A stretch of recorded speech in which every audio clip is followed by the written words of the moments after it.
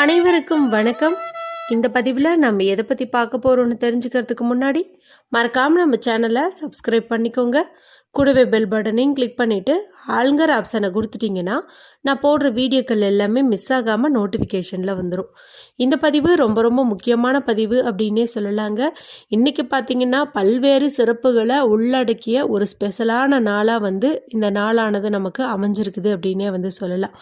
அப்படி என்னென்ன சிறப்புகள் இந்த நாளில் இருக்குது அப்படின்னு பார்த்திங்கன்னா, இன்றைக்கி டிசம்பர் மாதத்தின் 26ஆம் தேதி மார்கழி மாதத்தின் 11ஆம் தேதி நிறைஞ்ச வியாழக்கிழமை. வியாழக்கிழமைங்கிறது குபேரருக்கும் குரு பகவானுக்கும் உரிய ஒரு நாள். மேலும் இன்றைக்கி தேதி பார்த்திங்கன்னா 11, அதாவது மார்கழியில் மாதத்தில் வரக்கூடிய 11ஆம் தேதி. இன்று நமக்கு மார்கழி மாதத்திற்குண்டான தேய்பிறை ஏகாதசி திதியும் இருக்குது. இந்த தேய்பிறை ஏகாதசி திதியை நம்ம சபலா ஏகாதசி அப்படின்னு சொல்லுவோம். இந்த ஏகாதசி திதியானது அமாவாசை மற்றும் பௌர்ணமி முடிந்து வரக்கூடிய 11ஆவது திதி. அப்போ இங்கே நமக்கு 11 அப்படிங்கிற சேர்க்கை அமைஞ்சிருக்குது. அடுத்ததாக பார்த்திங்கன்னா மார்கழியில் வர வளர்பிறை ஏகாதசியாக இருந்தாலும் சரி, தேய்பிறை ஏகாதசி திதியாக இருந்தாலும் சரி, கூடுதல் சிறப்பு வாய்ந்த ஒரு நாள், அதிசக்தி வாய்ந்த ஒரு நாள் அப்படின்னே சொல்லலாம். இவை தாண்டி இன்றைக்கி நமக்கு 8 பணவரவிற்குண்டான ஏஞ்சல் நம்பருக்குண்டான சேர்க்கையும் அமைஞ்சிருக்குது. அது எப்படின்னு கேட்டிங்கன்னா, இன்று தேதி 26, இதனுடைய கூட்டுத்தொகை நமக்கு 8ன்னு கிடைக்குது. இந்த வருடமானது 2024ஆவது வருடம். இதனுடைய கூட்டுத்தொகையும் நமக்கு 8 அப்படின்னு கிடைக்குது. அடுத்து பார்த்திங்கன்னா இன்றைக்கி லக்ஷ்மி நரசிம்மருக்கு உரிய சுவாதி நட்சத்திரம் இருக்குது. இப்படி ஏகாதசி திதி, சுவாதி நட்சத்திரம், 1111ங்கிற சேர்க்கை, 88ங்கிற சேர்க்கை, இது எல்லாமே பார்த்திங்கன்னா அம்சமாக ஒரே நாளில் அமைஞ்சிருக்கிறது சாதாரண விஷயம் கிடையாது. ரொம்ப ரொம்ப அபூர்வமான அதிசக்தி வாய்ந்த ஒரு நாளில் தான் இந்த மாதிரியெல்லாம் நமக்கு அமையும். ஏற்கனவே இந்த நாளில் 1/2 ஸ்பூன் மஞ்சத்தூளை ஒரு குறிப்பிட்ட முறையில் வச்சு பயன்படுத்தும் போது நல்ல ஒரு செல்வ செழிப்பு உண்டாகும், கடன் பிரச்சனை தீரும் என்பது குறித்து நேற்று இரவே வீடியோ போட்டிருக்கிறேன். இவை தாண்டி இன்றைக்கி காலையில் ஒரு வீடியோ போட்டிருந்தேன். அதில் 1 டம்ளர் தண்ணீரை ஒரு குறிப்பிட்ட முறையில் வைப்பதன் மூலமாகவே நல்ல ஒரு செல்வ செழிப்பு ஏற்படும் என்பது குறித்து சொல்லியிருந்தேன். இந்த 2 பரிகாரங்களில் எது உங்களுக்கு செய்வதற்கு சுலபமாக இருக்குதோ அதை நீங்கள் செலக்ட் பண்ணி செஞ்சுருங்க. அற்புதமான பண வரவு ஏற்படும் அப்படின்னே சொல்லலாம். 2 வீடியோக்களினுடைய லிங்க்கையும் இந்த வீடியோ முடியும் போது வரக்கூடிய எண்டு ஸ்க்ரீனில் கொடுக்குறேன். மறக்காமல் செக் பண்ணி பாருங்கள். சரி, இப்போ இந்த பதிவுக்கான விளக்கத்துக்குள்ளே போகலாம். நான் முன்னையே சொன்ன மாதிரி இது ரொம்ப ரொம்ப சிறப்பு வாய்ந்த நாளாகவும் சக்தி வாய்ந்த நாளாகவும் இருக்கிறதுனால இந்த நாளில் பணவரவிற்குண்டான சின்ன சின்ன தாந்திரிக பரிகாரங்கள் நம்ம செஞ்சோம் அப்படிங்கும்போது அது பெரிய அளவில் நமக்கு பலன் கொடுக்கும் அப்படின்னே சொல்லலாம். அந்த வகையில் பார்க்கும்போது பணம் சேர்வதற்குண்டான ஒரு அற்புதமான முறை குறித்து தான் இப்போ நம்ம பார்க்க போகிறோம். இது செய்யறதுக்கு எந்த ஒரு ரூல்ஸ் அண்ட் ரெஸ்ட்ரிக்ஷன்ஸுமே கிடையாது. அதனால் பெண்கள் இதை பீரியட்ஸ் டைமில் இருக்கும்போது செய்யலாமான தாராளமாக செய்யலாம். பிறப்பிறப்பு தீட்டு இருந்தாலும் தாராளமாக செய்யலாம். வீட்டில் இன்றைக்கி நீங்கள் அசைவம் செஞ்சுருந்தீங்க, சாப்பிட்ருந்தீங்க அப்படின்னாலுமே தாராளமாக செய்யலாம். எந்த தவறுமே கிடையாது.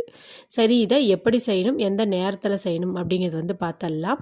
முதல்ல எந்த நேரம் பெஸ்ட்டுன்னு பார்த்திங்கன்னா, இன்று மாலை 5 மணியிலிருந்து இரவு 9 மணிக்கு இடையே உள்ள நேரத்தை நீங்கள் பயன்படுத்திக்கிறது நல்ல ரிசல்ட் கொடுக்கும். இல்லைன்னா இரவு 10 மணிக்குள்ளாரையாவது நீங்கள் இதையை செஞ்சு பலனடைஞ்சிருங்க. இப்போ செய்வதுக்கு தேவையான பொருள் என்ன அப்படின்னு பார்த்திங்கன்னா, ஒரு 5 ரூபாய் நாணயம் நமக்கு தேவைப்படுது. இந்த 5 ரூபாய்ங்கிறது அதிகப்படியான பணவரவை ஈர்த்து தரக்கூடியது. மேலும் குபேரருக்கு ரொம்ப ரொம்ப பிரியமான நாணயம்னு பார்க்கும்போது இந்த 5 ரூபாயை சொல்லலாம். ஒரு காசு எடுத்துக்கோங்க. சுத்தமான மஞ்சள் கலந்த தண்ணியிலையோ இல்லை பைப்பு தண்ணியிலையோ கழுவிட்டு நல்லா தொடச்சி எடுத்துக்கோங்க. அடுத்ததாக நமக்கு தேவைப்படுறது ஒரு பேப்பர் தேவைப்படுது. எந்த ஒரு கோடுகளும் இல்லாத பியூரான அன்ரூல்டு ஒயிட் ஷீட் தேவைப்படுது. இதில் எழுதுறதுக்கு நமக்கு பச்சை கலரில் இங்க் வரக்கூடிய பேனா, ஸ்கெட்ச் பென்சில், மார்க்கர் தேவைப்படுது. பச்சை நிறம் தான் பயன்படுத்தணுமான்னு கேட்டால் பச்சை நிறம் பயன்படுத்துறது ரொம்ப ரொம்ப விசேஷம். அப்படி இல்லவே இல்லை, வேறு வழியே இல்லை அப்படிங்கும்போது நீங்கள் சிவப்பு நிறம் பயன்படுத்திக்கோங்க. அடுத்ததாக உங்கள் வீட்டில் பச்சை நிறத்தில் குங்குமம் இருந்துச்சு அப்படின்னா அதை நீங்கள் எடுத்துக்கோங்க. பச்சை குங்குமம் வீட்டில் இருக்கிறதே நல்ல ஒரு ஆகர்ஷண சக்தியை ஏற்படுத்தி தரும். முக்கியமாக செல்வ வளத்துக்கும் ஐஸ்வர்யம் பெருகுவதற்கும் இந்த பச்சை குங்குமம் ரொம்பவுமே உதவியாக இருக்கும்.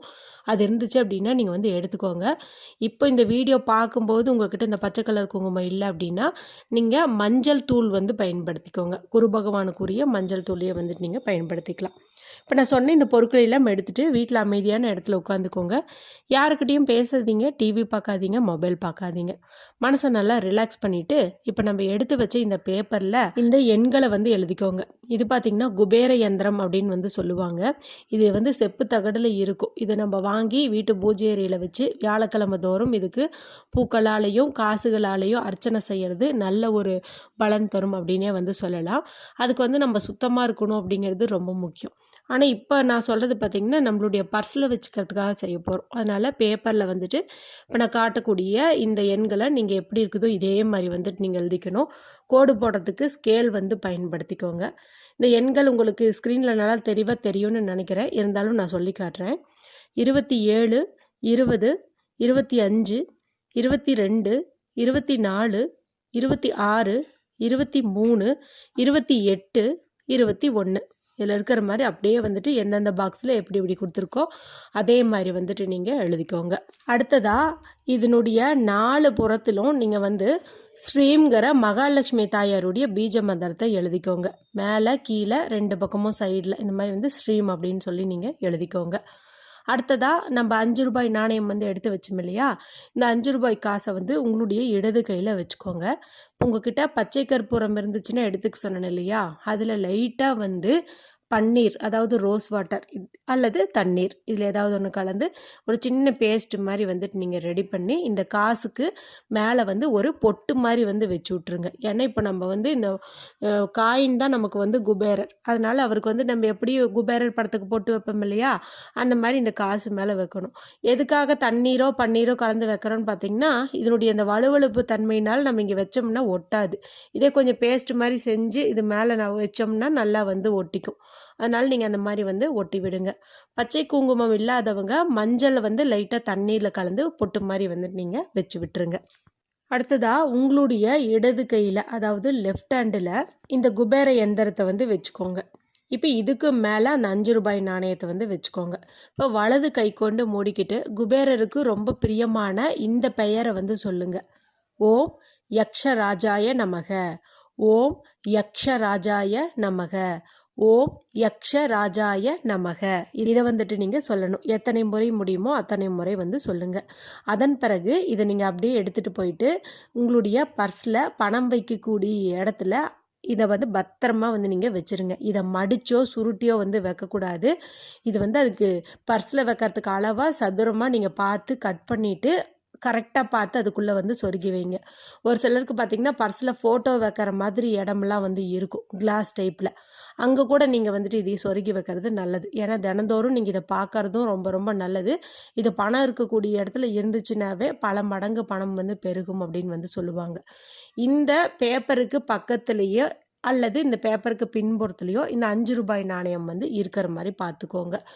இல்லை உங்ககிட்ட அந்த பர்ஸில் வந்து கண்ணாடி ரேக்கு மாதிரி இல்லை அப்படின்னு நினச்சிங்கன்னா ஏதாவது ஒரு ஜிப்லாக் கவரில் இந்த எந்திரத்தையும் இந்த 5 ரூபாய் நாணயத்தையும் போட்டு க்ளோஸ் பண்ணி நீங்கள் இதை வந்து பணம் வைக்கக்கூடிய இடத்துல வச்சுக்கலாம். இது நீங்கள் அப்படியே வச்சுருங்க. ஒரு 6 மாதம் வரைக்கும் கூட நீங்கள் அப்படியே வச்சுக்கலாம். 6 மாதத்துக்கு பிறகு நீங்கள் இதை தூக்கி ஓடுற தண்ணியில் இல்லைன்னா ஏதாவது மரம் செடி கொடி அடியில் வந்துட்டு போட்டுடலாம். இந்த காசை வந்து நீங்கள் கோவில் உண்டியலில் போடலாம் அல்லது மங்கள பொருட்கள் வாங்குவதற்கும் வேறு ஏதாவது 5 ரூபாய் பரிகாரங்கள் செய்வதற்கும் பயன்படுத்திக்கலாம். உங்களுக்கு ஞாபகம் இருந்துச்சு நான் கரெக்டாக பண்ணிடுவேன் அப்படின்னு நினச்சிங்கன்னா ஒவ்வொரு வாரம் வியாழக்கிழமையும் நீங்கள் வீட்டு பூஜை அறையில் தீபம் ஏற்றும்போது இந்த எந்திரத்தை பூஜை அறையில் வச்சு இந்த சாம்பிராணி ஊதுபத்தி புகையெல்லாம் படுற மாதிரி ஒரு 5 நிமிஷம் வச்சு நல்லா எனர்ஜி ஊட்டிட்டு அதன் பிறகு மறுபடியும் உங்களுடைய பர்ஸில் வந்து வைங்க. இப்படி செய்வதன் மூலமாக இதுக்கு அதிகமான சக்தி வந்து கிடைக்கும். இதன் மூலமாக அளப்பரிய பண வரவும் ஏற்படும். இந்த வீடியோ குறித்து உங்களுக்கு ஏதாவது சந்தேகங்கள் இருந்துச்சு அப்படிங்கும்போது நீங்கள் எனக்கு கமெண்ட்டில் கேளுங்க. கண்டிப்பாக வந்து ரிப்ளை கொடுக்குறேன். பிடிச்சிருந்தால் மற்றவங்களோட ஷேர் பண்ணுங்கள். மற்றும் ஒரு பயனுள்ள பதிவில் உங்களை சந்திக்கிறேன். நன்றி.